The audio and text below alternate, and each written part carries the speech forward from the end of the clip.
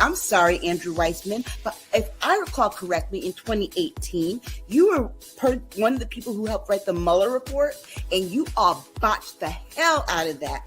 And never in my wildest dreams would I have thought we would be here.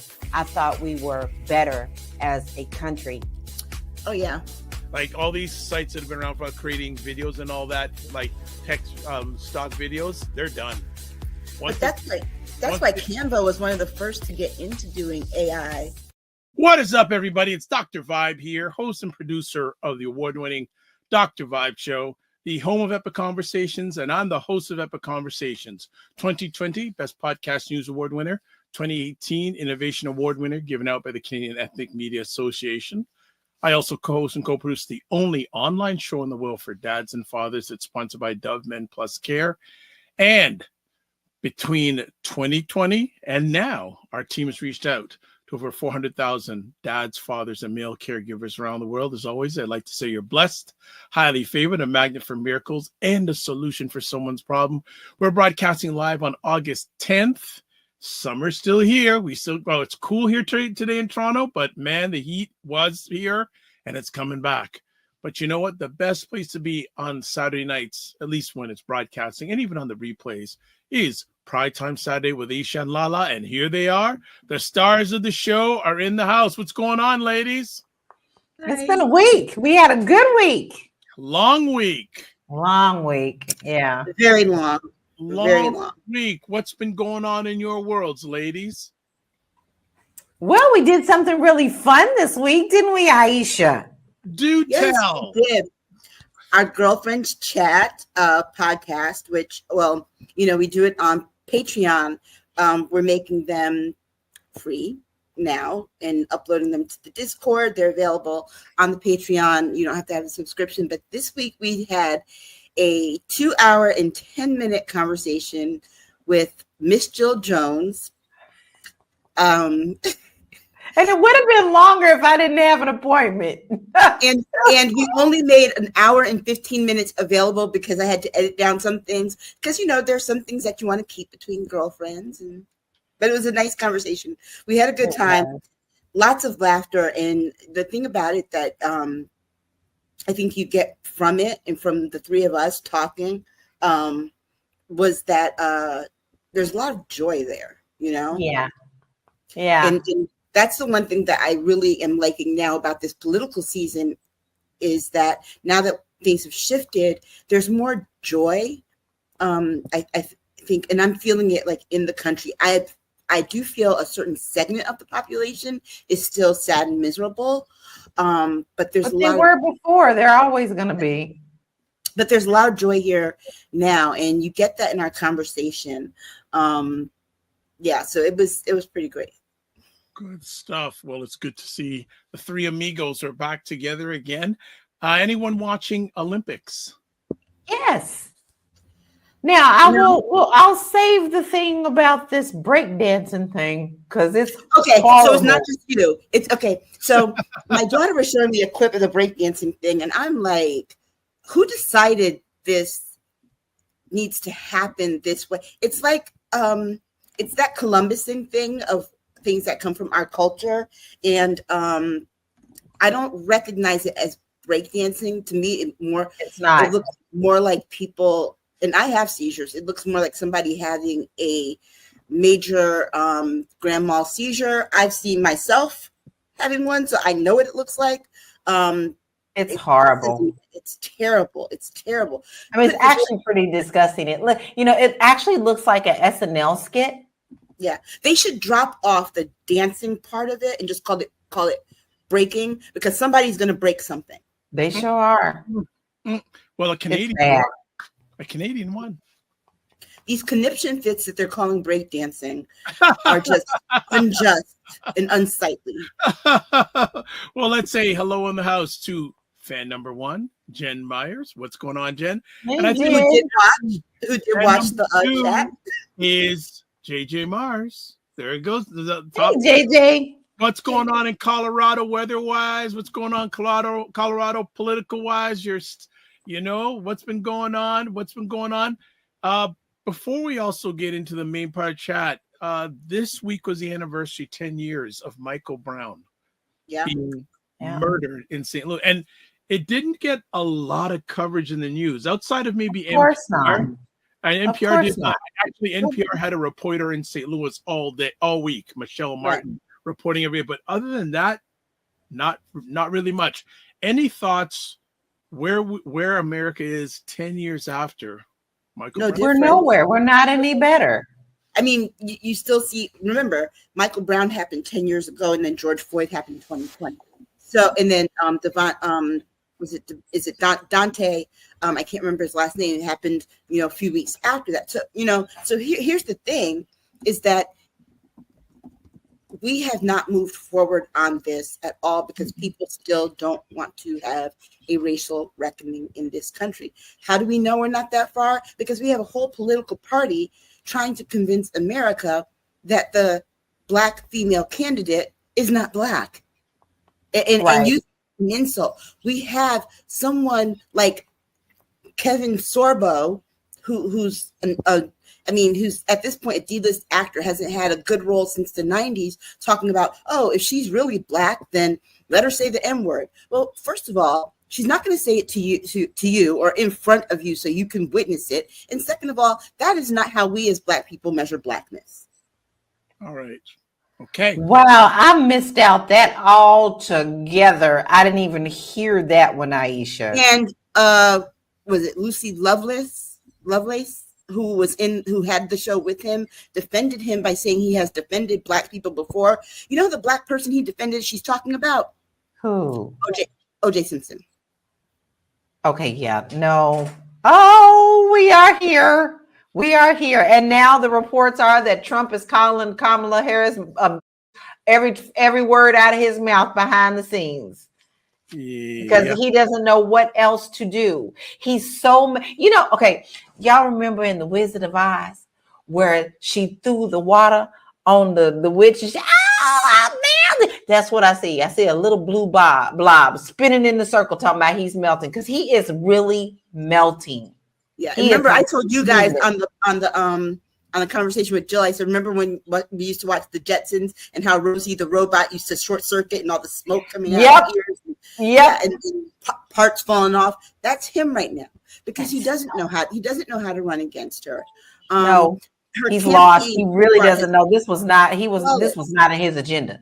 Don't worry, family. They got time. They'll pull something out.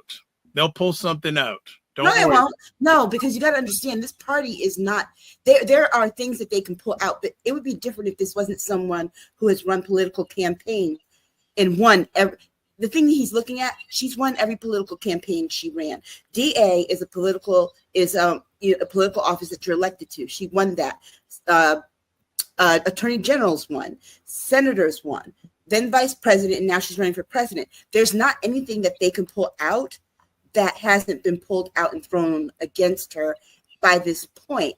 And the truth of the matter is people are exhausted from all the misery. It's like, this is kind of like, put it this way, we've been a nation on fire and someone finally has thrown water on that fire. Misery, I think people are tired of being miserable. And all they have is misery and grievance. And you know what? There are people that you get tired of hearing. You ever meet someone, you have a friend like that, you're like, I just can't deal with this person right now because all they are is completely miserable all the freaking time. All the time. And you start to avoid them. That's what we have right now. And the bottom line is he has no new tricks. And the other thing too, it would be different if his goal was to work for a country to make things better for certain people. But we have to remember his primary reason for running is to stay out of jail. It's to stay out of jail. And now that and you got to remember too, what also happened this week is that his other case, the case that Tanya Chutkan had, is back on. Yeah. He gets sentenced in 2.5 weeks. Yes. How do you think that's going to pan out? He's too busy focused on that to even have a political strategy. I mean, you got to remember too, he's fired people in his campaign, But when you have someone that people who had the experience in politics cannot go to and say, sir, you've got to stop mispronouncing her name. Sir, you've got to stop with the racism. You've got to stop doubling down. And he won't. He's not. He could have really spent this week talking about other things, but all he did was focus on her. And here's the difference is that his campaign is focused on her. She's focused on the future. She's focused on what she all right. people. I thought you were going to get into this later on, but obviously this makes me feel like Wednesday, and I missed out on Wednesday's conversation. You're just like, open the door, go. So let's get to some things. Primetime Saturday with Aisha LaLa at Patreon. There is the link. The store.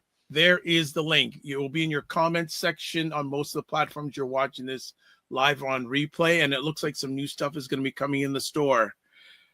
Join Primetime Saturday Discord group. Email me, dr.vibe at the drvibeshow.com. Subscribe to the Dr. Vibe Show and hit the notification button. Let's get it to 1,600 subscribers. You can also follow me on Facebook, LinkedIn, and Instagram. I think we can start now. All right. I think we're going to start with this.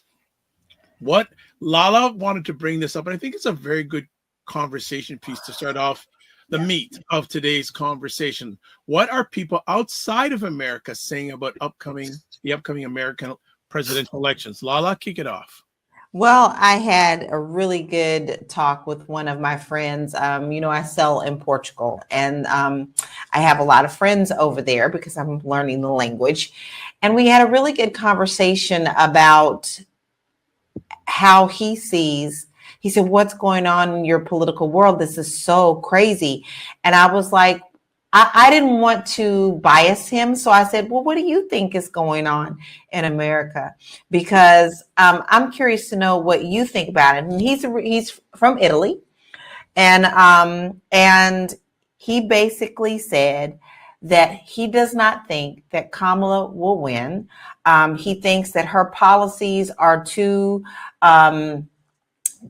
crazy, and that her track record is not right because of all the arrests that she had made and did in California and all these things. That he thinks that Trump is going to win. Even though he's crazy, Trump tells the truth.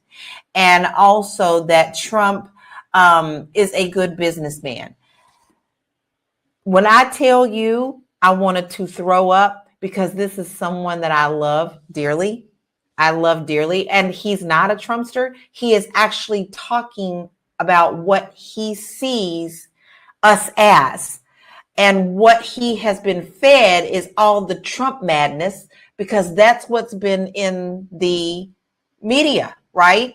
And so I gently let him finish talking, and then I gently corrected him on absolutely everything.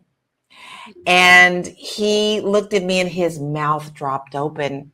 And I said, well, did you research those stats on Kamala? No. You know what? I didn't. Because he's a real honest dude, right? He's really laid back. He loves politics. He likes to talk about it. Mm-hmm. But once I explained everything to him, he was like, I don't have the whole picture, do I? And I said, no, you do not. So the majority of the world right now only sees the fact that Trump is, they see him as a good businessman. They see him as, I can't even believe that he brought up the fact that he thought Kamala had put all these people in jail, especially Black men. Right. And that just got, that got widely debunked, and it's being debunked over and over and over again. And we're going to get to this conversation. And this is also another reason why, to your point, Dr. Vibe, that I don't think that he's going to be able to stop her in that way, is because we're going to talk about that political action committee. But I can tell you this, the thing of it is that there are a lot of people worldwide. You got to remember, Trump has probably 40 years on Kamala in terms of his reputation that he built up largely by calling in stories to the New York Post and places like that. And so remember, people's memory of Donald Trump are for two things. They're from the 80s and Yes. what they saw on Lifestyles of the Rich and Famous. Remember that? Right. Yes. So Yes. it gave the illusion that he was wealthy, but Lifestyles of the Rich and Famous was no different than MTV Cribs. A lot of that stuff was rented, or faked. And then what they saw on The Apprentice. So these are the only things that people have. And then our media in America has done a very disservice, not just to our country, but to the international conversation, because what we're exporting is trash. It's unfact, unchecked garbage. And for example, we're going to talk about that, about what, Lawrence O'Donnell, as Karen Hunter said on her show this week, he was hotter than fish grease, about the way the media covered him, his supposed press conference, which really was just a ranting session for him, a hemming session with the media. I think that the media that gets put out so much from the United States, and you got to think about where people are getting it from now, from outside the country. They're getting it from social media. That is the number one source of people's news, and nothing on social media. Nothing on social media is fact checked.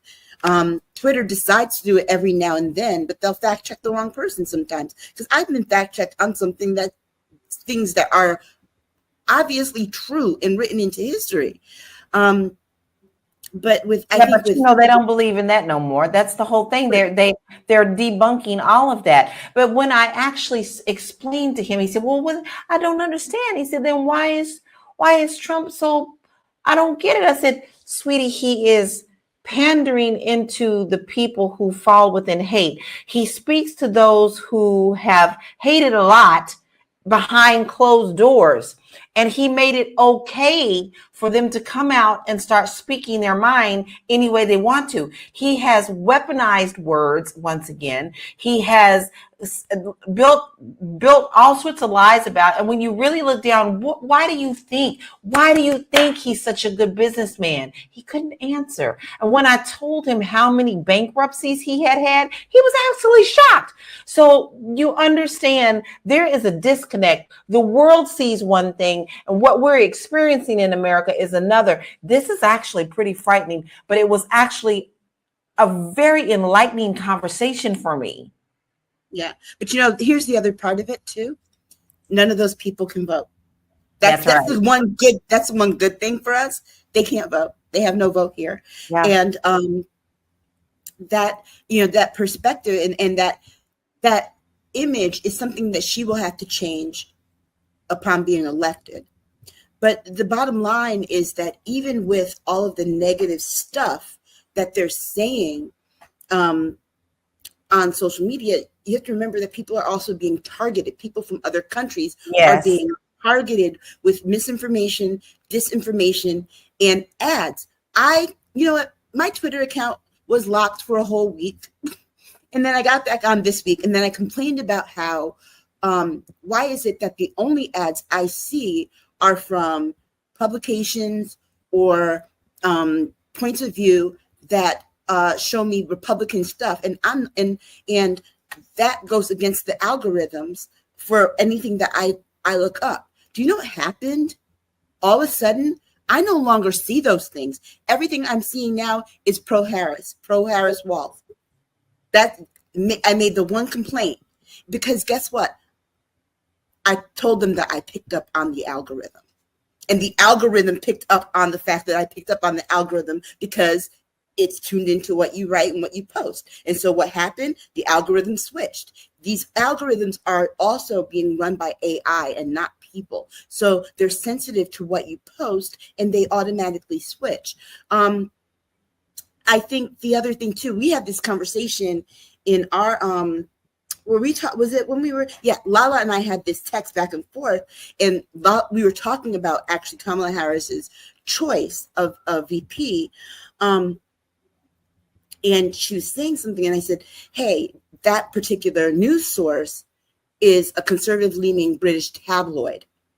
And she didn't know. And the thing is that because I spend a lot of time in journalism and all that, I know how to tell if a source is where it's leaning and how to find out the background and the history of it.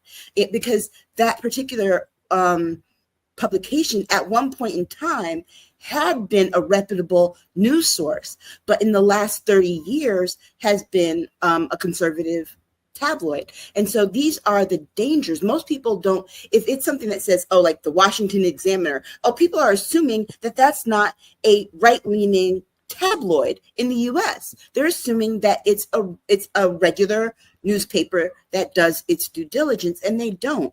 Their job is to write hit pieces for people on the left. I mean, people on the right against people on the left. That is their job. And so it's no wonder that people in other countries are having this kind of view.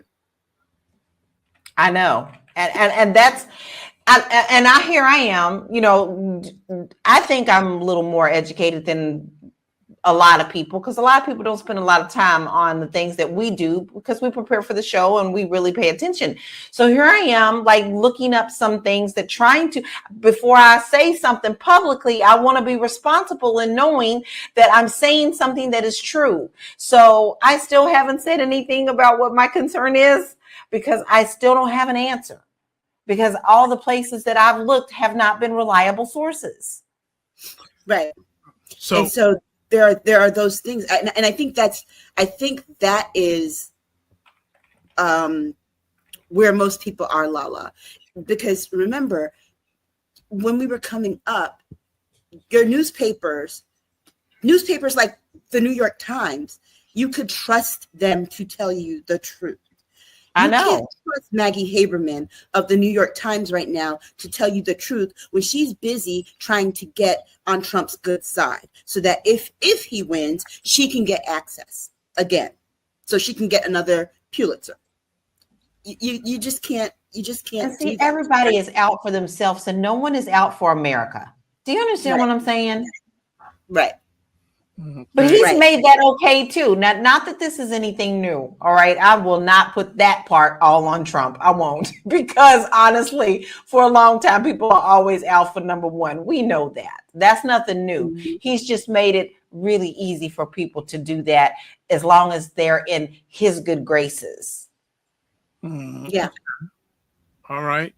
So Lala, have you had any other conversations with your international client base? Yes, actually, I did speak to someone. I was speaking to someone from Canada, and she, same thing.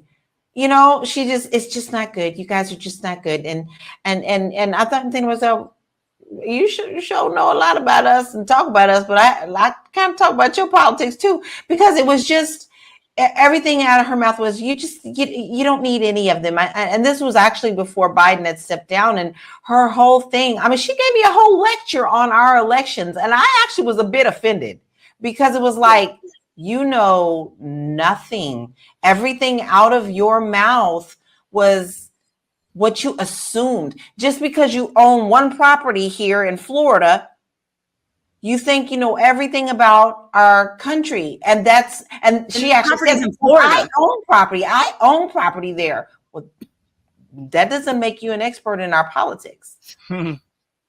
Yeah, look, that's like me going to Montana and saying that I'm an expert in Montana's state legislative politics. I'm not. But you talk to me about South Carolina, you talk to me about Connecticut, I know a whole lot, right? Places that I've lived. You know, I've seen more people online from this country having more nuanced dialogue, however, online, and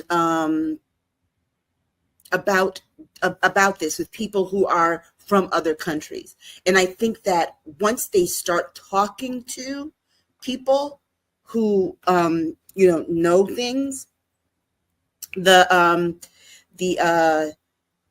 lines of communication get open, but people also, their eyes get opened as well. Like this one woman was trying to said that she was explaining to someone from France, asked her about they didn't understand the Electoral College. They didn't understand it. And she said, well, how do I explain it to you to say that imagine wanting to count your slaves imagine owning slaves and wanting to count your slaves in the voting population, but you don't want to allow them to vote. Wow. And I was like, wow, first of all, that's exactly how we got it. But second of all, that's exactly what it is. And so the way that we handle, I think what the lens also is that it's hard to see our politics without seeing it through the politics of your own country first.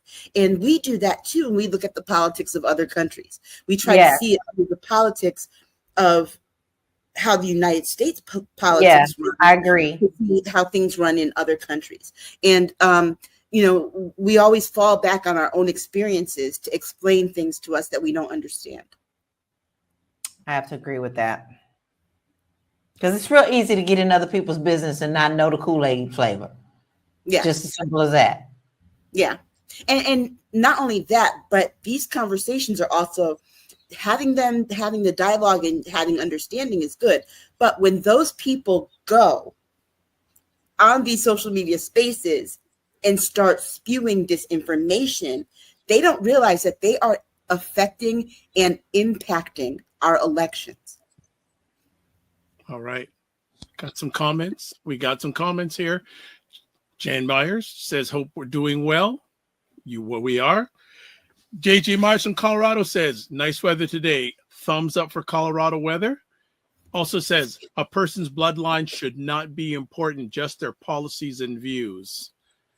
And also, there she is, Dr. Tachi, the driving force behind Indie Soup Media. If you don't know what Indie Soup Media is all about, independent content creators network with about 35 to 40 now content creators. A lot of my content is featured on there, plus I'm on the advisory board.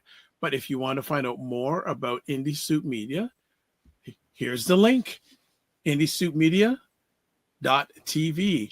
And coming up to 6 months, I think they probably hit it by now. 7 months already. Wow. Up to 6 months, 17,000 YouTube subscribers. So definitely catch this conversation, edited version, and other great conversations on that platform. So I think we're going to take a quick break. We'll be back in 30 seconds, and we'll start talking about our next conversation piece. Just tee it up for you. The next thing the ladies are going to be chatting about is the upcoming debate with Kamala Harris and Donald Trump. In one of our promos, Lala said, it ain't going to happen. Well, it's happening. I still no. It ain't happened yet. So I'm still on my fence. All right. And remember, he's got to be sentenced before it happens. So. Okay. All right. Let's get to it. 30-second break. Okay, let's get to it now. Primetime Saturday with Aisha LaLa.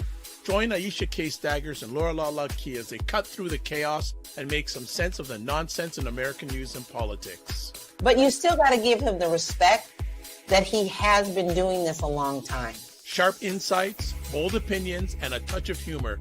It's the show that keeps you informed and entertained. Nobody's talking about that. Aisha, that's pretty powerful. Don't miss Primetime Saturday with Aisha and LaLa. Tune in and stay ahead of the headlines. All right, we are back. Yes, promos are kicking. Girlfriend chat is kicking. You know what I'm saying? All right, on the Facebook page, greetings from Dublin Musicians, Ireland. Oh, wow. Welcome. Very, very nice to have you. Very, very nice to have you. And please don't be a stranger. Dr. Tachi says, we'll see. He will try to find a way to weasel out of it in regards to the debate. So, Lala, you have support. You have support. Well, I agree too, because remember that he gets sentenced September 3rd. Yeah. I think it's very much dependent upon what happens, because here's the thing: if he gets sentenced at all, even if they kick it down for past the election time, he is going to get really desperate. And when he gets very desperate, like he is right now, he's very sloppy, very, very sloppy. But that also will give her something else to say in the debate. This man has not only been convicted, he's been sentenced. Yeah. He does not need to be right. It gives her something else. And the thing of it is that he does not want that smoke. He thinks he does. And let's be clear. He's going off those 3 Black women from the NABJ last week, thinking that he's going to steamroll her the way that he steamrolled them. She's got the wind behind her back. And just like she handled the hecklers the other day. Oh, yeah. and she handled the hecklers, but also let's not forget how she handled Mike Pence when he tried to do the Trump thing and talk over her.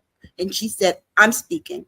Because the bottom line of it is that dealing with Black journalists are one thing. Dealing with a Black woman who on this level, level, who is a lot smarter than you, a lot more savvy than you, and has no patience for your bull, that's something totally different. Okay, a question here. Well, Phil Fenner from Ireland says, hey, he also says, we don't like 45 over here, exclamation point. So, all right, Ireland's chimed in. Could you imagine he wins? Holy blank. I won't say what he said. All right, some questions here. First of all, and earlier on, you were talking about people around the world thinking he's a good business person. Katrina Ray Porter says, why do people think 45 is a good business person? Because the only thing that comes out of their mouth is, every time I ask them, the very first thing that comes out of the mouth is, oh, he's a good business person. He had all those casinos. He was so big in New York City. He bankrupted all of those. And all of his dealings in New York City have been shady. He's filed bankruptcy. How many times, Aisha? Like 7? Several times. And let's be clear. Some of those bankruptcies included his casinos in Atlantic City. I mean, Atlantic City has never really recovered from the losses from his casinos, but successful businessman. Okay, let's run down these. Trump Airlines, where is it? Gone. Trump Water, Trump States, Trump University. He had to pay back those students for stealing their money. Okay, he couldn't even get it accredited.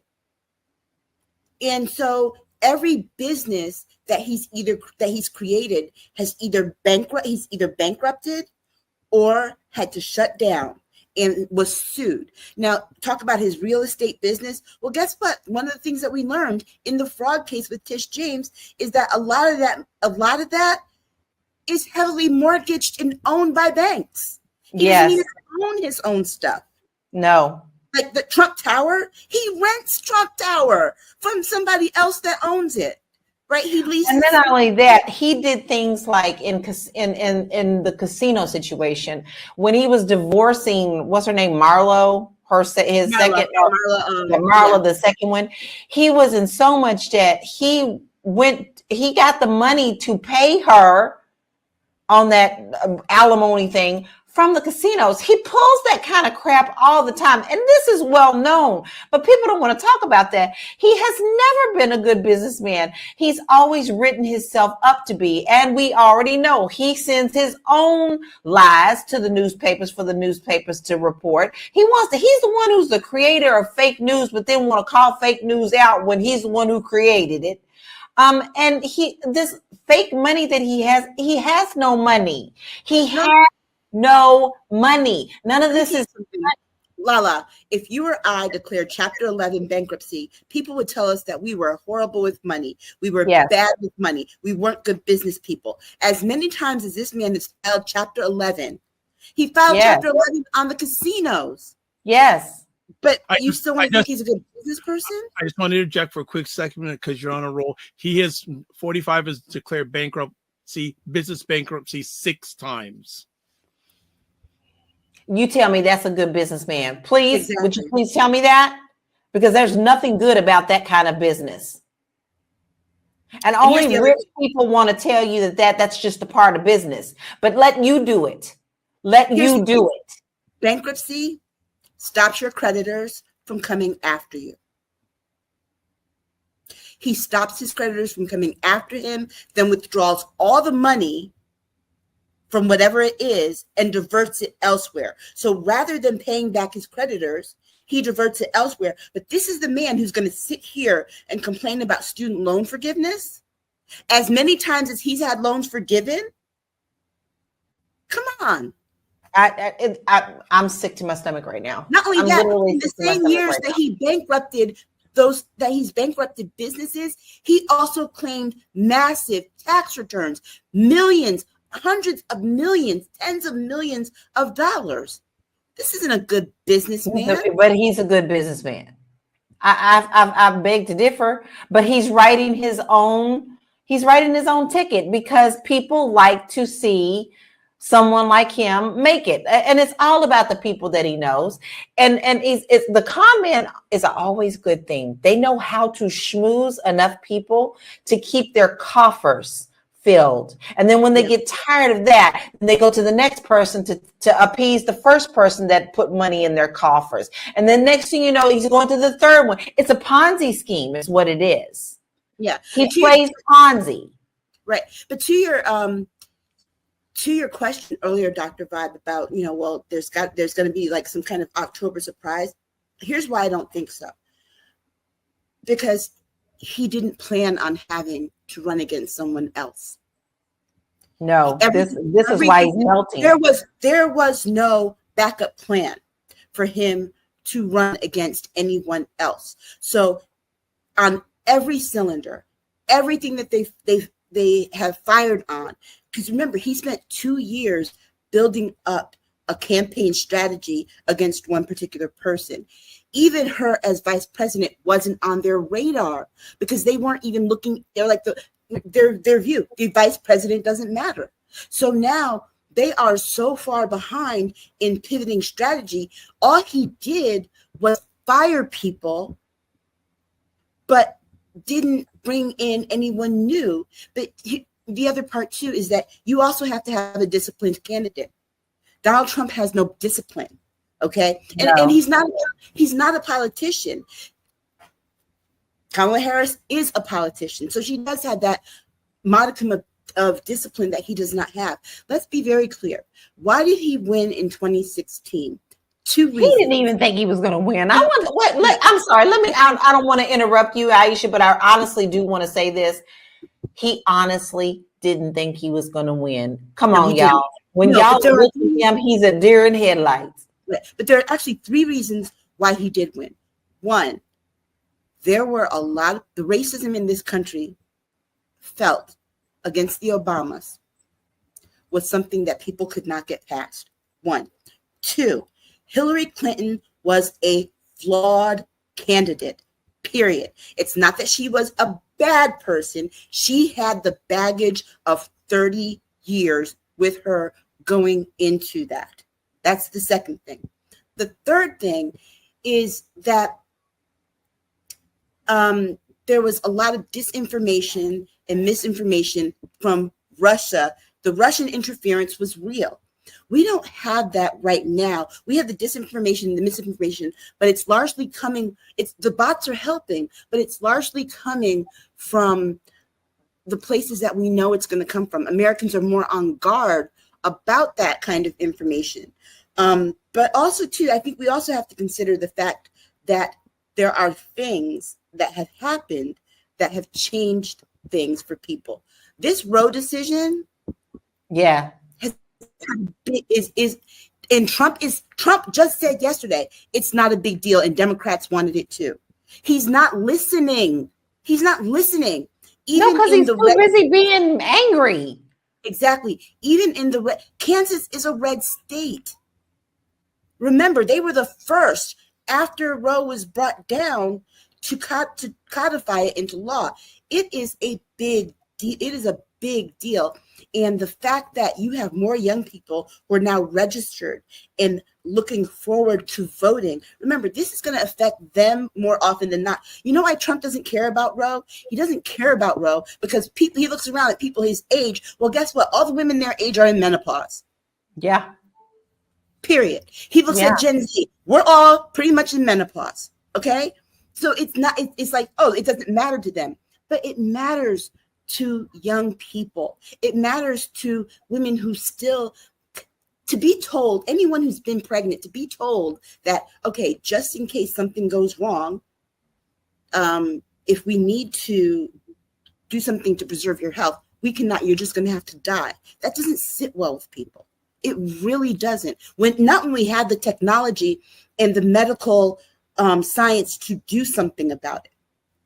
And so that really has, like I said, I have a college age kid. That's amplifying college age young women, people like that. It really, really is. And I think that is the challenge. But he is so focused on his own personal grievance. Again, I said this before, it doesn't even matter what card is he going to pull there, because the bottom line, if he had it, he'd pull it right now and stop the momentum. He'd stop the momentum. If he had it, he would have pulled it at that press conference. He had a press conference where he basically said nothing at all. Nothing but the same old shtick. But that's all he knows how to do is to keep repeating. And when he doesn't repeat that, y'all see what happens. He goes off on the rails. Right. I mean, he literally cannot focus if he doesn't say the same thing over and over.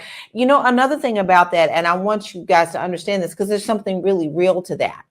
When people hear the same thing over and over and over at a certain amount of time, it becomes a belief to them. It becomes a truth to them. So there's a reason that he repeats himself. It's not only because he's an idiot. I'm sorry. And I'm not going to, he is an idiot to me. He's a complete idiot, but he's smart enough to know that if he repeats the same thing, his Kool-Aid drinking folk are going to swallow it as truth. And we see that for a fact right now in everything that they do. He does no wrong to them.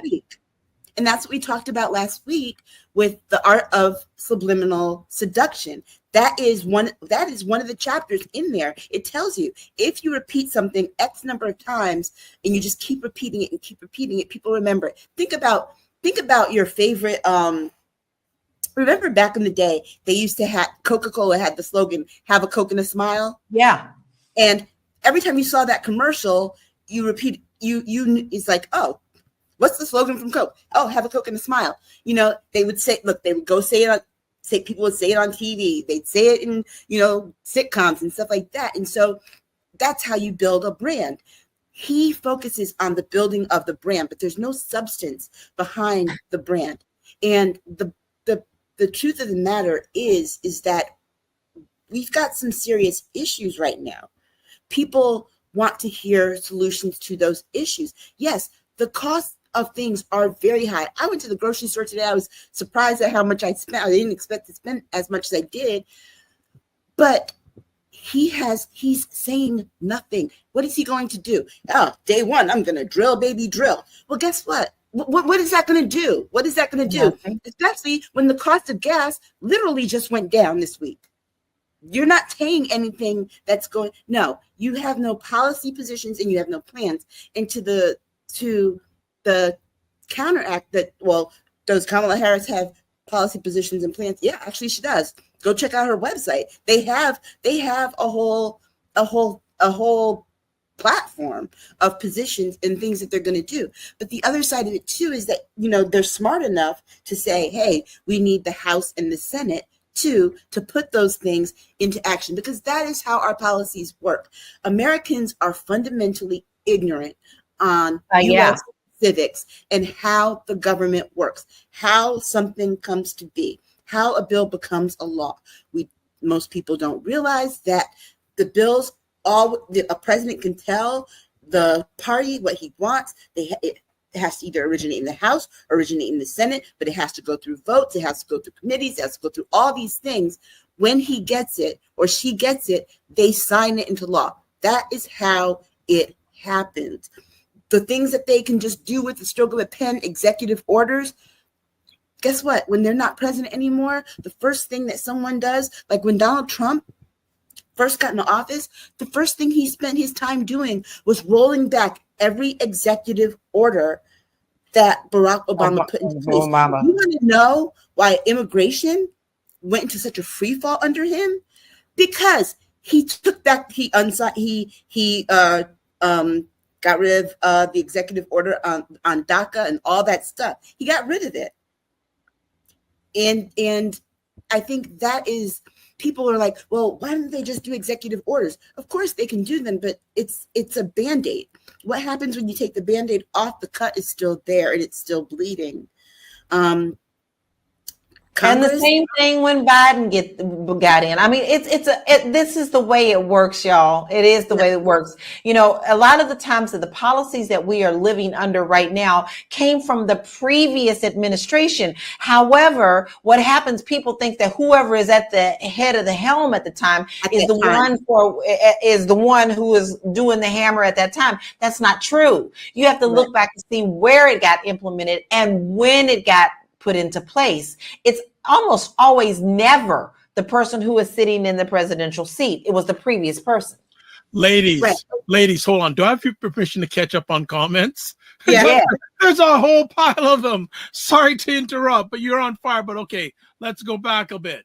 So Phil from Ireland says 45 ripped off so many contractors over the year. He calls them a 2-bit. He ripped off states. The states are still complaining that he hasn't paid their bills from rallies from 2016. Katrina says on Facebook, there are many people who lost their business due to they had dealings with 45 and he wouldn't pay them for the work they did. Ryan O'Neill Knight, my co-host on the Morning Vibe, Monday and Friday. Hi, Ryan. At 9 a.m. Believe me, 45 still has 45 card he has yet to use. And that will pull the attention back to him. Phil has a comment about Project 2025. Phil, I'm going to suggest you subscribe to my YouTube page and go back a little bit. These ladies did a whole show on Project 2025. And when we say we did a whole show, we did a whole show. We broke it down. And we talk about it weekly, and we do talk about it weekly. So yeah, okay. Phil says I'm left of center, but the far left did some damage to the Democrats. Katrina says 45 is not thinking of the younger generation. Phil says, I like Bernie, but he sold out. Sad, really. He says he lived in the USA for years. His daughter is a citizen. He says you have no real choice over there. Katrina says 45 is acting on emotions and not looking at the bigger picture. In regards to him saying things over and over and believing that they're true, Katrina agrees. He says they begin to believe that's true.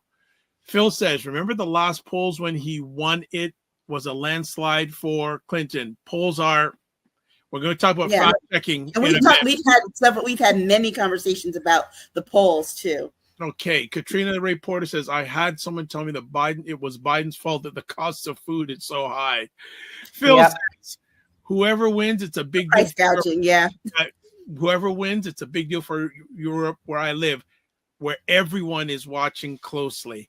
And he says, okay, yes, subscribe to the YouTube channel, scroll back. There was a whole, and both these ladies have gone through the over 900 pages of Project 2020. And we also went through, Phil, if you go back, over 100, I went through over 100 things that, executive orders that he did, because he's always saying that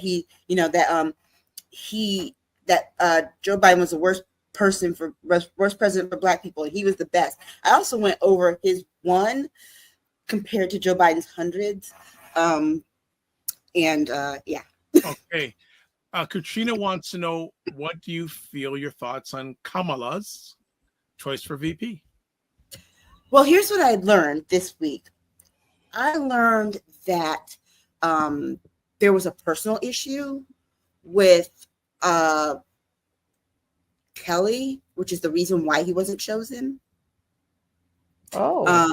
Shapiro, there was a policy issue, and it wasn't Gaza.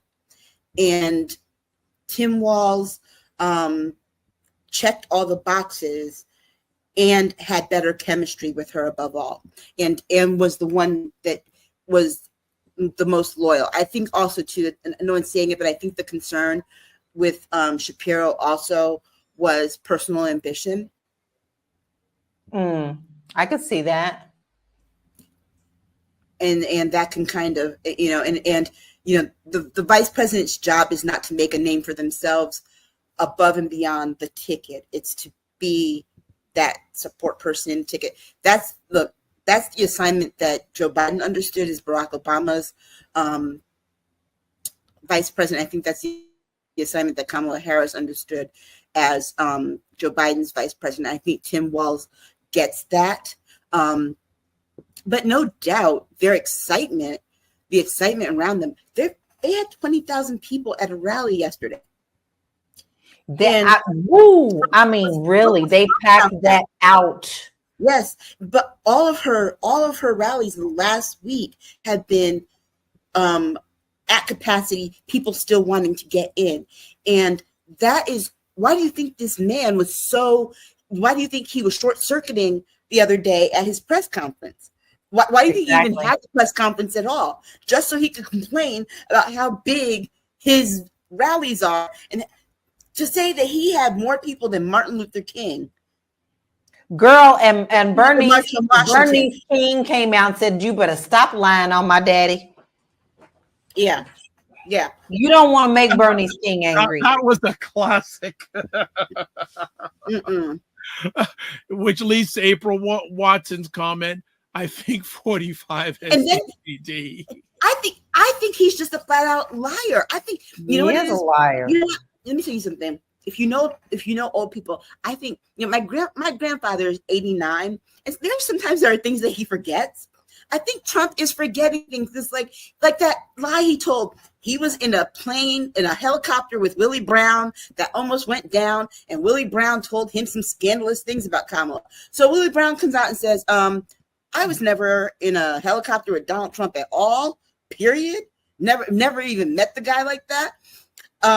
And it ended up being the former mayor of San Francisco, Jay Brown, who happens to be a white guy. How do you confuse the black guy and the white guy? I don't know. But then Jay Brown says, yeah, I was in a helicopter with him, but we never talked about Kamala Harris, and I wouldn't have had anything negative to say about her. And then it was Gavin Newsom who said, yeah, we were in a helicopter flying over the fires in California, and he was afraid, Trump was afraid that the plane was going to crash and burn in the fires. So he took 3 different people and made a story. He made a story. I made a story because guess what? The part that he wanted people to hear wasn't the who, wasn't the how, wasn't the what, wasn't the where. He wanted them to hear the scandalous part. Yeah. He wanted him to hear, ooh, there's some scandal. Now, here's my thing. I told my daughter this, and I'm going to be as blunt as I was when I told her in the car when we're listening to this on MSNBC on Sirius XM in the car. I said, even if it was Willie Brown, what is the worst thing Willie Brown is going to say about Kamala Harris? What? That she likes it from the back? Well, Donald Trump slept with a whole daggone porn star, and we know it. Not just one. Exactly. Donald Trump was held liable for sexual assault.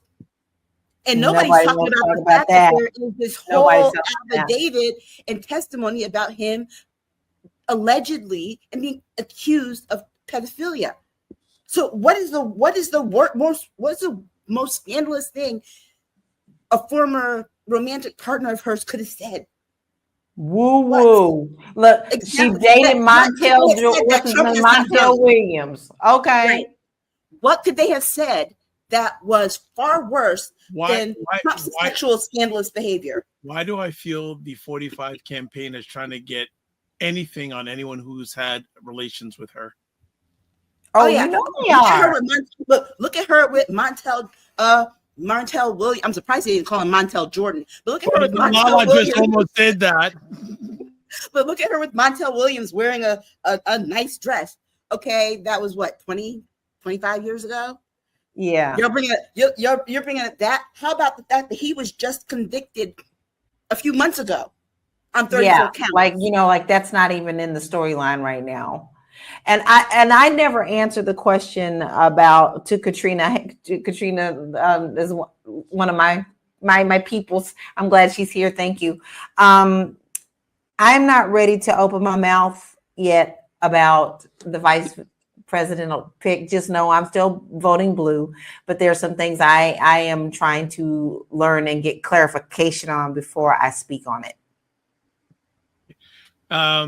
Phil, I think it already has. He says, I think this will get dirty, this election. It will. Oh, it's already dirty. It's already dirty. It's already dirty. But you know what? I thought about something. We've had this conversation and we're like, oh, he's going to go after this. He's going to go after this. But you know what, though? Think about it this way.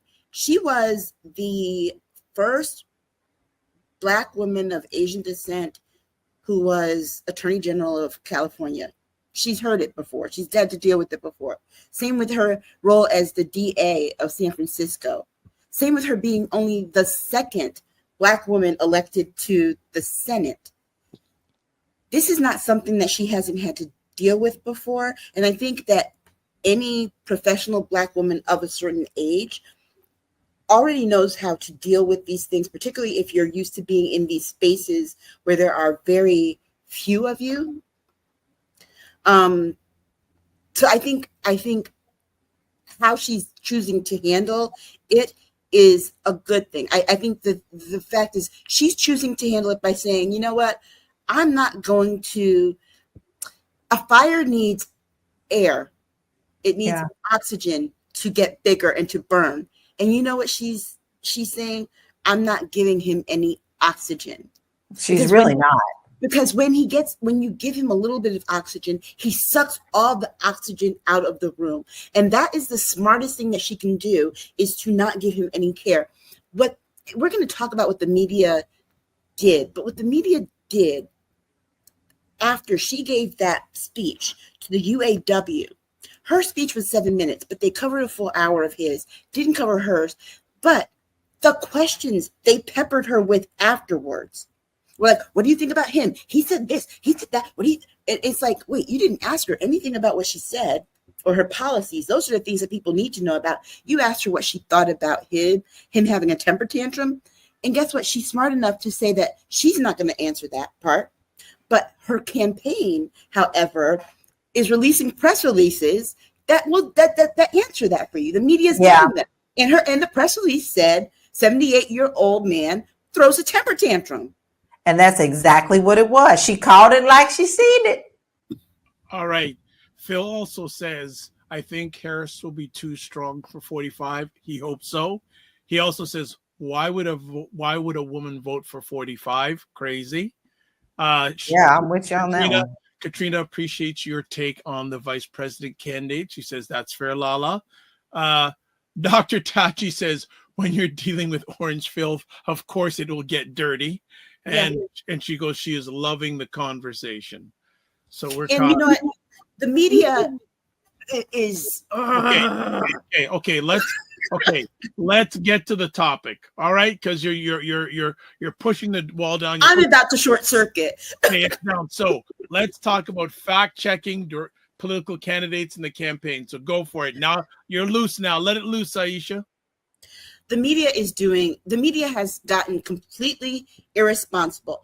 And I'm talking specifically about these corporate media entities, okay?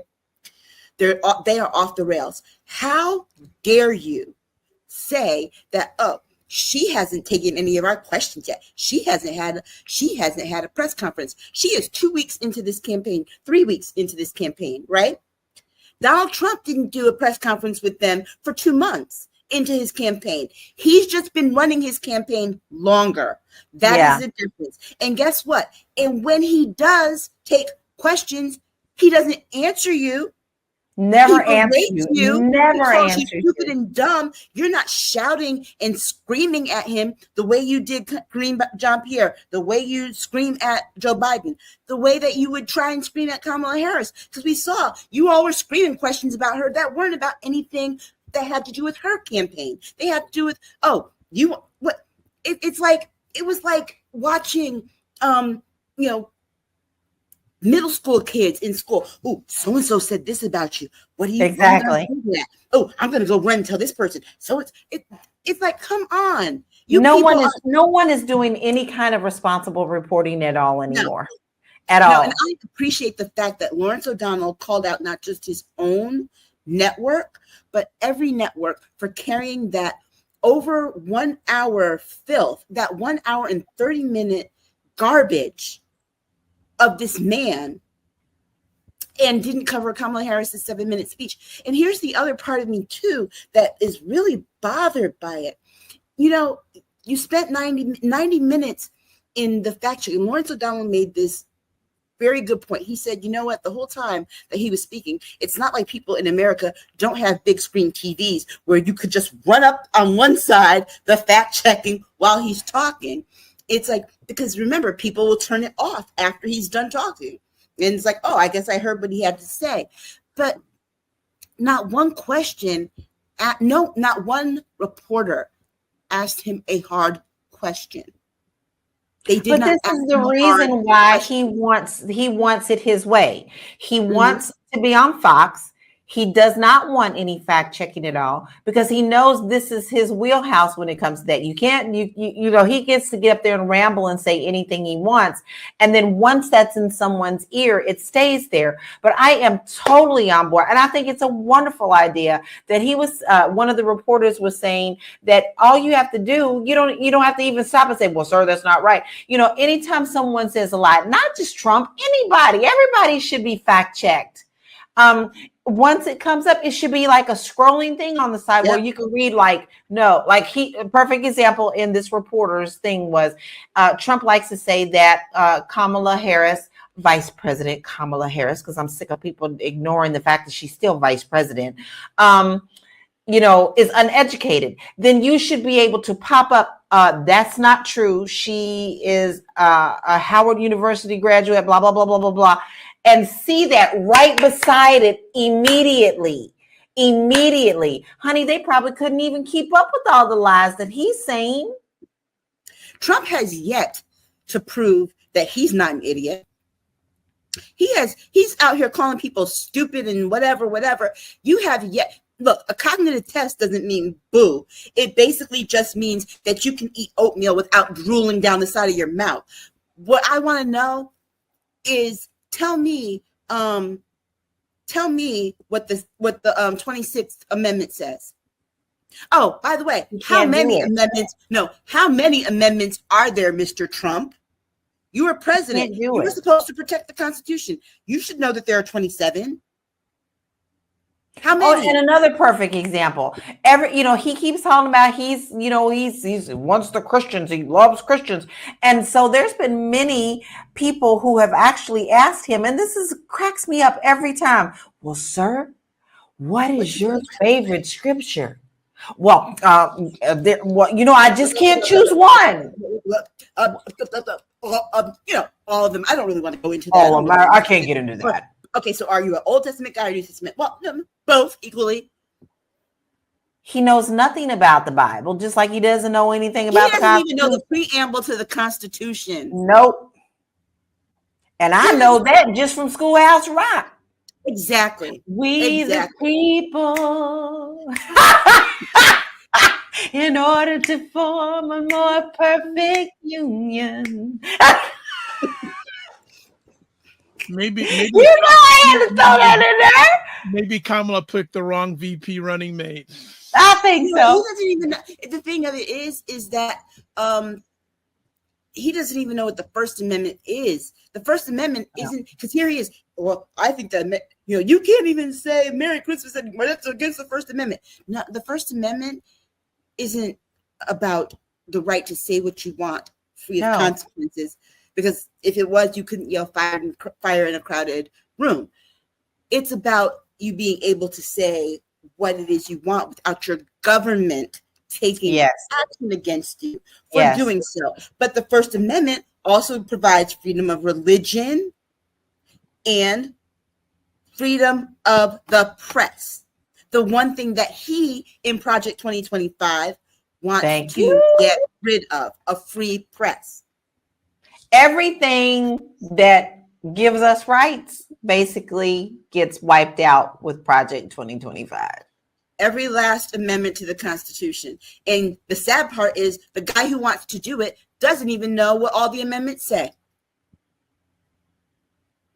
You're going to let somebody who doesn't even know what the amendments are strip you of all of them.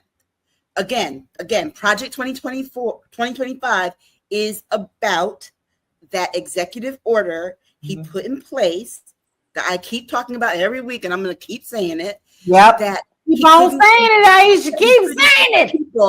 That he couldn't get the people that were there wouldn't allow him to do was to expand the powers of the executive branch. Go look at his executive orders.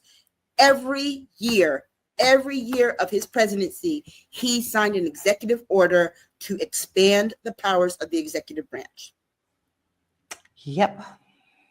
And the media is not doing the media needs to be doing. The media needs to be saying, okay, just so you all know, here are where both politicians stand on the issues. Here's what Kamala Harris stands on the issues, and this is how she says she's going to do X, Y, and Z. Here's where Trump stands. Here's where he says he's going to do X, Y, and Z. You know why they aren't doing that, and you know why they cannot do it? Because the GOP does not have a political platform. No, they do not. Remember, in 2020, they said, we're going to get rid of our platform. They literally said that. We're not going to have our platform. Our platform is going to be about getting Trump to win. Period. That was it. So because you don't have apples to oranges to compare, don't start throwing up coconuts. Exactly. What you need to say is fall out of the coconut tree. Right. Like, exactly. Stop acting like you fell out of a coconut tree. What you say is, guess what? We tried to find a platform that was comparable, a plan that was comparable. There isn't one. No. That is how you do the reporting. That is how you fact check a candidate, because you can best believe they're, put it this way, you can best believe they're doing it with candidates in the down ballot races. Oh, they I don't understand why this man is getting a get out of jail free card from the media. Literally, but no, literally, you hit that right on the head. Literally. Yeah, because we already know Evan Cannon gave him one. Uh-huh. And so put it this way, if he can steal classified documents, show them to people, keep them in unsecure places, and a judge that he appointed said, guess what? Nah, we're not going to even deal with that as a case. We're going to just let that go. And the Supreme Court says, well, he's got immunity. So if he did it, he's immune from prosecution for it. It should tell you that there's a problem and that the problem is him. Because guess what? They didn't do it for any other president. No. Prior. Richard Nixon didn't even get it done. Okay? No. And he was a whole criminal. He sure was. Mr. I am not a crook. Exactly. Richard Nixon has people break into the Watergate Hotel to steal some tapes. And Trump is like, "Ooh, hold my beer." Exactly. Oh my God! Yes, exactly. Hold my beer. I got you. Jump on. It's the truth. Got a few. You have to laugh because sometimes you just have to laugh not to cry because it is so ludicrous. Yeah. Okay, Katrina Ray says, and that's how his supporters are. April says, if he shows up for the debate, they shouldn't tell him about the fact check till the first lie. Then see if he will walk off live TV. Well, here's the thing. You know what reporters should do? Every time that man said, and I said it last week, I'm going to say it again. Every time that man said, well, I didn't know that you could turn, I didn't know she was black. She just all of a sudden turned black. You all of a sudden turn orange. Exactly. Every time. Counter him. You have to counter him because guess what? You can't deny that because Trump wasn't always an orange man. No, he was not. And I do want to touch on. And guess what? His hair wasn't always blonde. Oh no! I didn't know you could turn a blonde. And that's not really. I could be blonde. Just give me some dye. I'm good. But I do want to kind of back up a little bit on the fact that we talk about this fact checking, and these debates that are coming up. If you look in the news, he proposed 3. All right. And the first one was Fox News, and then it was ABC. But what do you really think? Why do you really think that he said Fox News first? One, because that's his platform. He knows he's not going to be fact checked. And guess what? Then he won't show up for the other two. Exactly. So that was his strategy for that. And not only that, but it's like, wait a second. Why are you proposing? There's already a debate scheduled. Where are you at? Because here's what he literally did. He said he was not going to debate her. Then he proposed a debate in another place, on another station, on a different date. Then says, "Oh, well, then I'll show up to the debate." This is something that you should know about any political campaign. This is how you know he knows he's in trouble, because he was not going to show up to a debate. No, he was not. Joe Biden on the 10th after that last debate. Mm-mm. He knew he didn't have to, right? The damage was done. Yep. The thing here is that he doesn't get anything by debating her.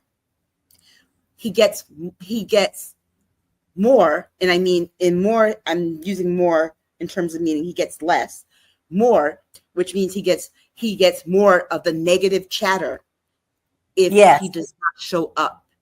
And that is the calculation that he's making, is that, because remember how the headlines were the 2 days after he said he wasn't going to debate her. They dragged him through the mud. They sure did. People kept calling him a coward. Donald Trump is very transparent. And there's one thing that he said. He said this in a speech about a week and a half ago that I think went over an interview he did with Fox or something. It went over and above a lot of people's heads. But guess who didn't miss it? Kamala Harris and her campaign. She is on it, y'all. She is on it. He said he hates being laughed at. Yeah. But that's very clear. So that is why her campaign has taken to, in the press releases, mocking him. You know what? They actually issued their own fact checking of everything that he said in that thing. He said that MAGA was 75% of America. No, sir. In your dreams.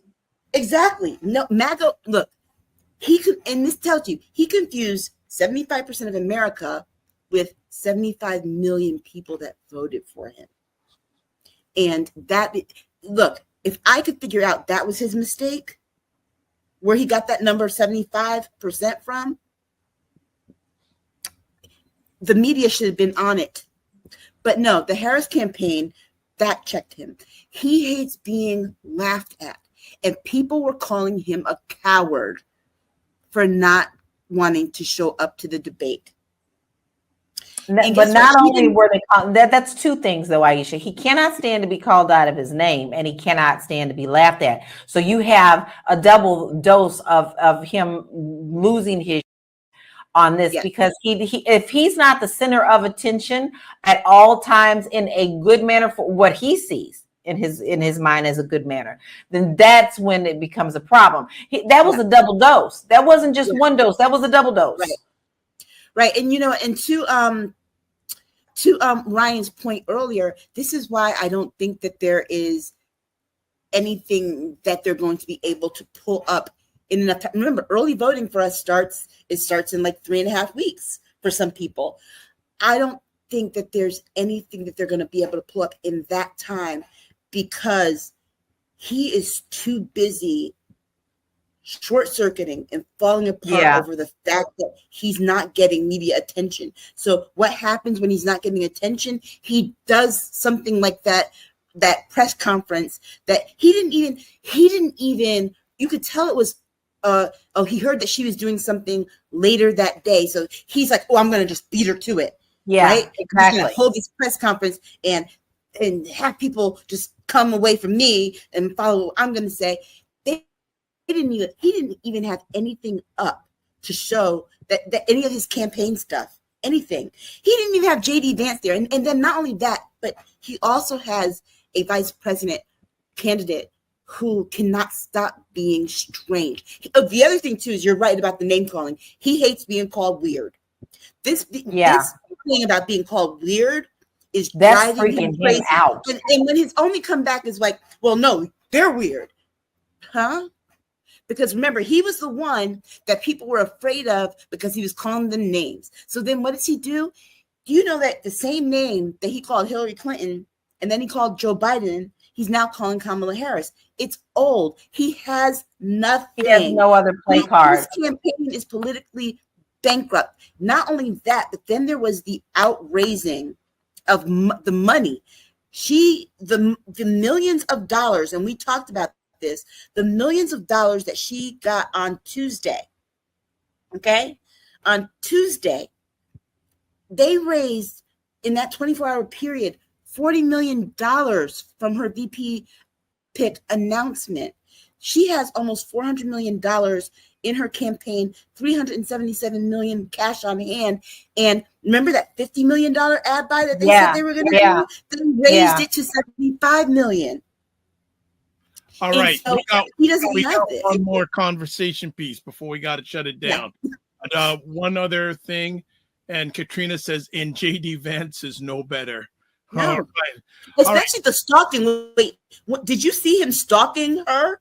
Oh my God! Did you see that? To the point that the Secret Service had to yell, "Not a stalker! Not a stalker! Not a stalker!" Because he runs up on her tarmac.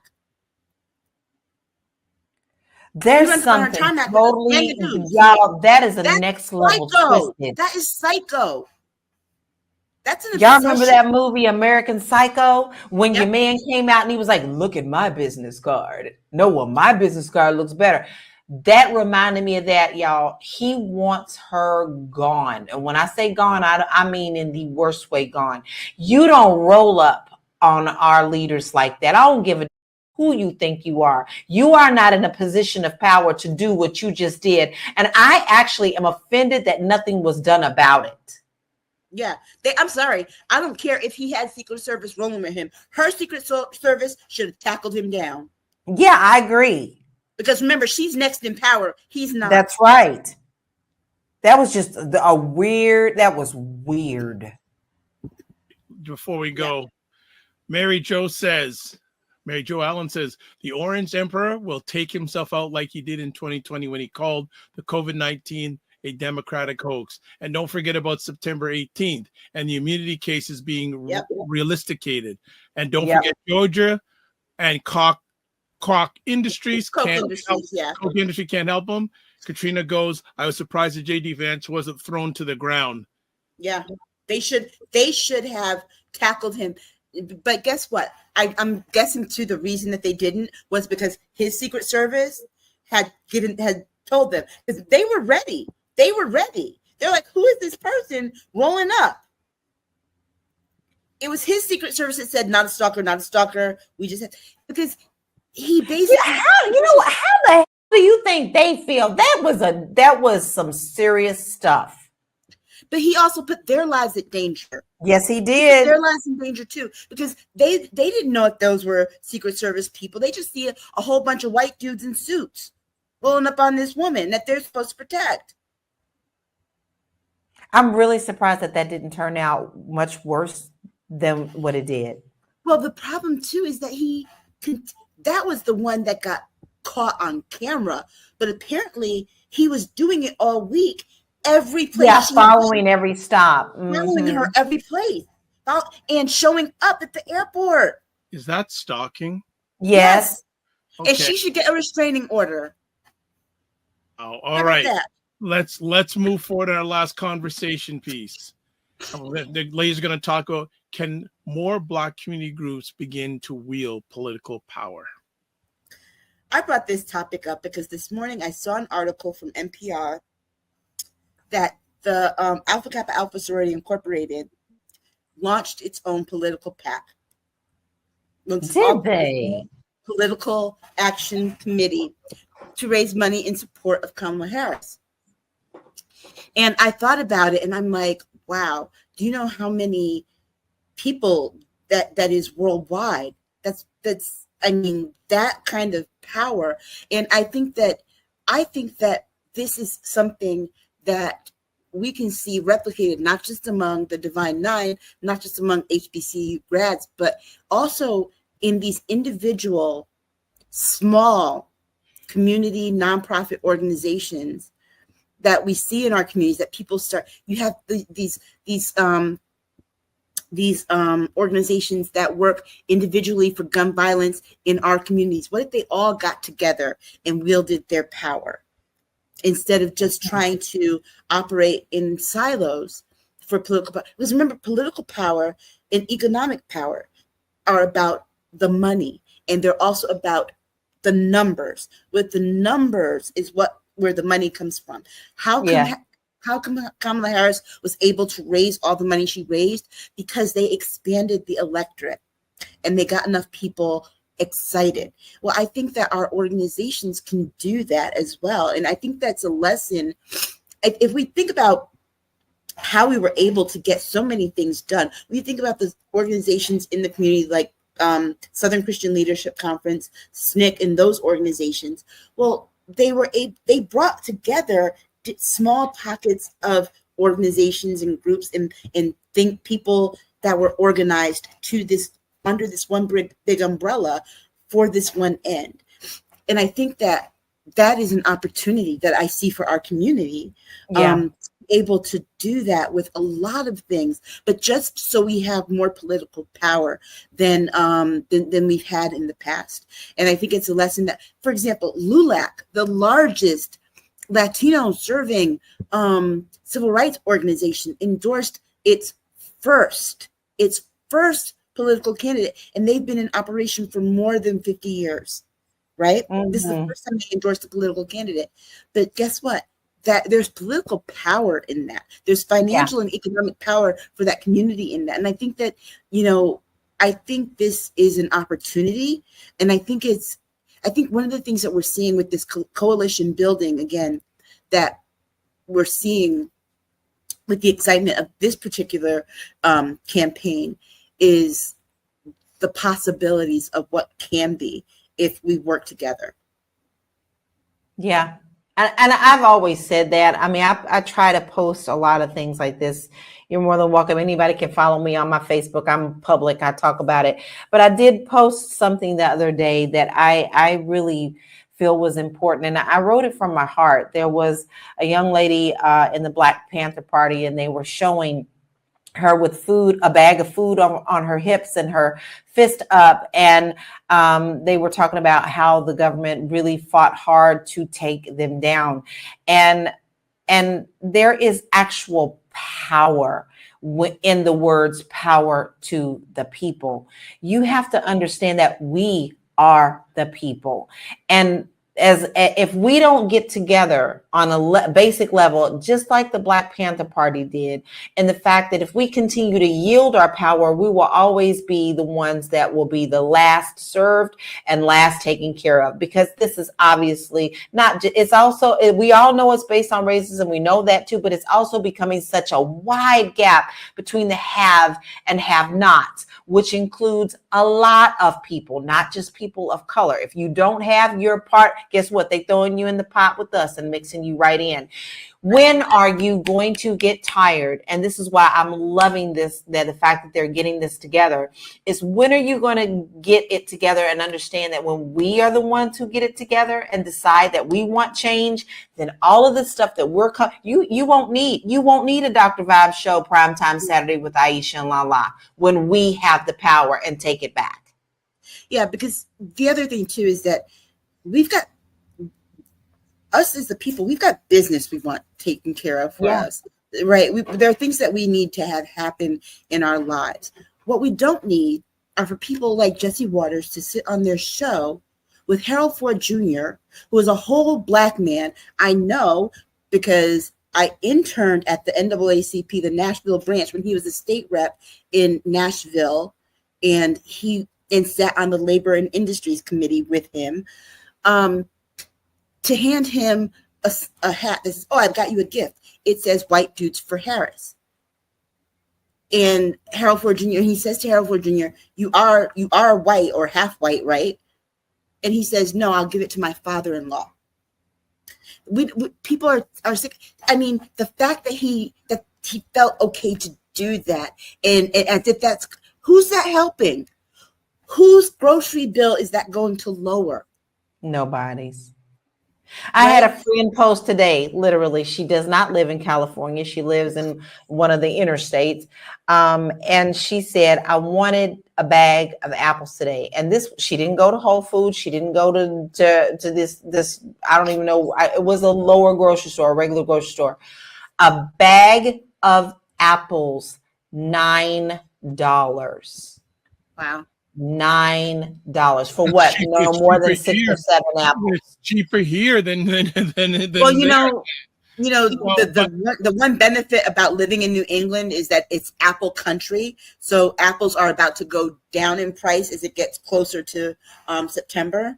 But yeah, that's insane. As we're starting, we got to wind it down on both. In regards to Blacks community groups, do you think they should start at their local level yielding? Yes. Because yes, there's a national election going on, but start local at least. Yes. Always start local. Always start. Honey, if you need to start on just your street, start on your street. Because it's like they always say, how do you eat an elephant? One bite at a time. You can't just take on the large things and assume that you're going to be able to jump in there and make the changes. What you do is you start on your local level. You start with the block parties. You start with the lemonade stands. You start with taking care of one another. You start with the babysitting groups. You start with the kids that are in your school. These are the things that are important. This is why it's so important. I don't think anybody has any questions if you've ever followed us for a long time. For Aisha and I to always say you must pay attention to what is around you, starting with you first. You, your household, now your community, now your schools. This is beyond dire. You have to understand that is your starting point. Right. And I think that isn't that how all this, think about it. Tim Walz did free breakfast and lunch for all kids in the entire state. My hometown did that years ago, right? He didn't do anything but replicate something that works. But guess where all this originated? The Black Panther Party. We're doing it in Oakland, in there, in that area for those kids in that community.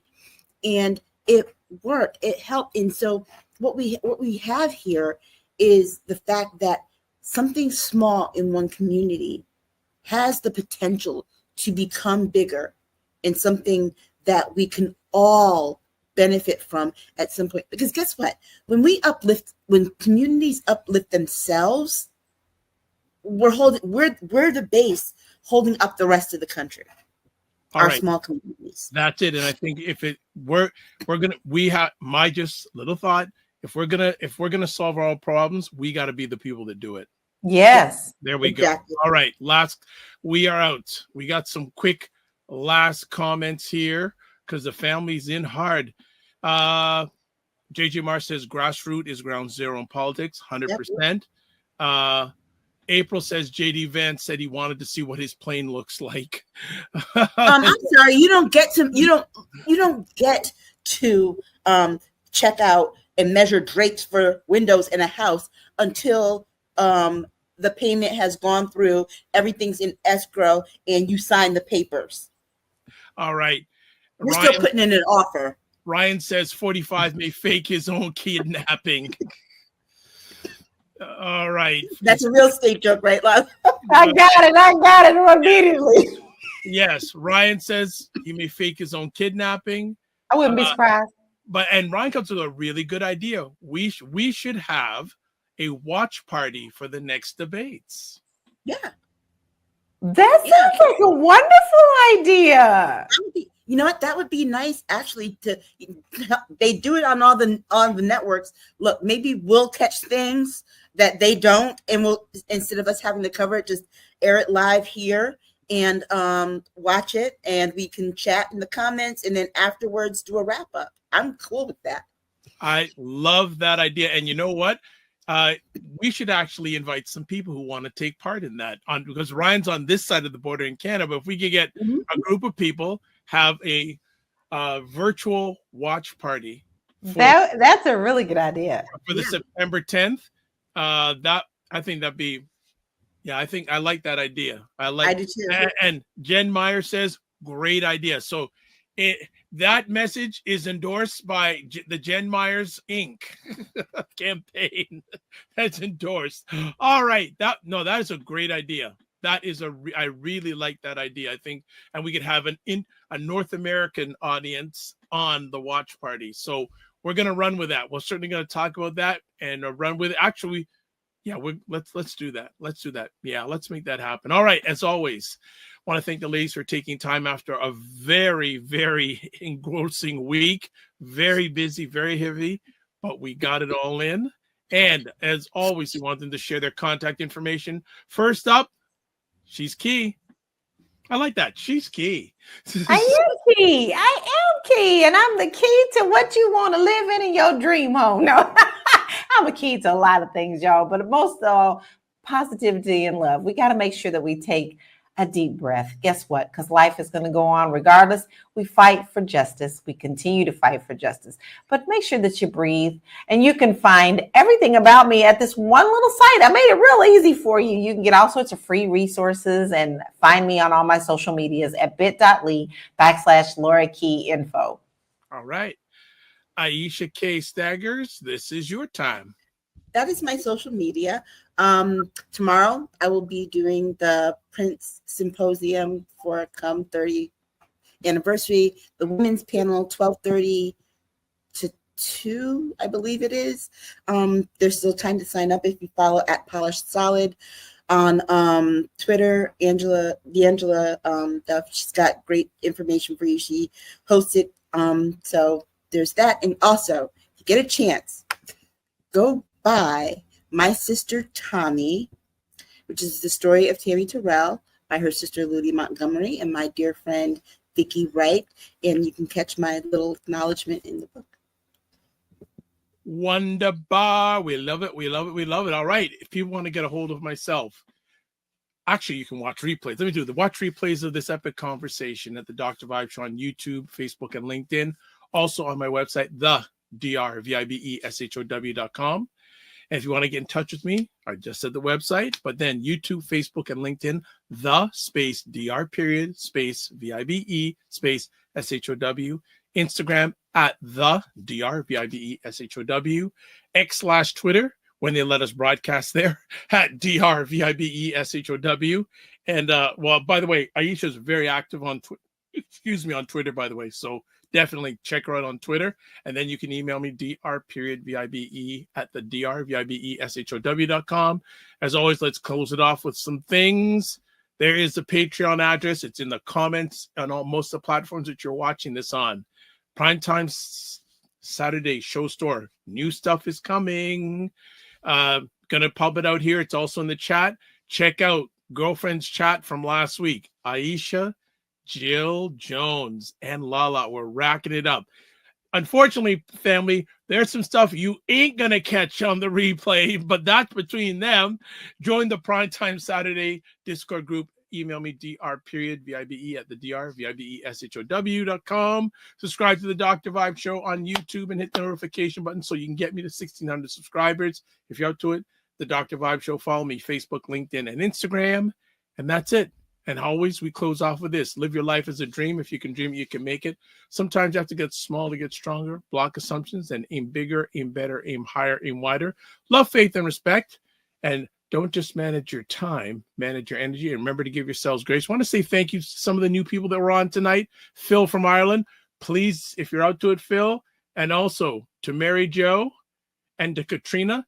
If you can, go to the Dr. Vibe Show page on YouTube and subscribe and hit the notification button. And everybody who's watching this, tell other people about it. God bless. Peace to well. Keep the faith and walk good.